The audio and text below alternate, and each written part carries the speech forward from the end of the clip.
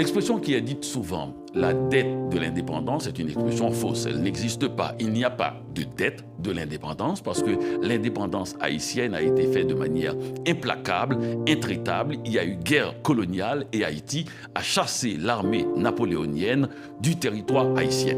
C'est des décennies plus tard que Charles X, voulant à négocier quelque chose pour se faire payer parce que, disons, manipulant la scène politique internationale, disant qu'Haïti ne pourrait pas entrer dans le commerce international s'il ne payait pas cela, a forcé à la jeune République déjà pauvre à payer pas cette dette, à payer une réparation et qui est une invention du colon, du chef, du maître.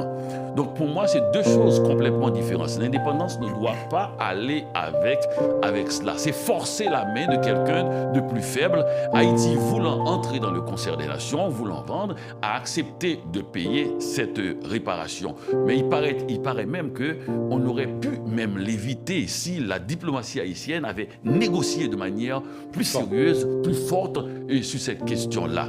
Mais au bout du compte, Haïti doit s'attendre à être remboursé, entre guillemets, de cette dette.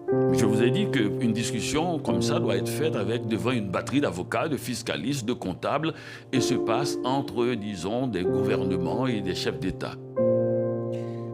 Tout à l'heure, vous parliez de la diaspora haïtienne, dont vous êtes un membre brillant, éminent. On parle de Michaël Jean, 1,5 million de personnes, je crois, en Amérique du Nord. Pourquoi elle n'a pas un tel impact sur la vie du pays?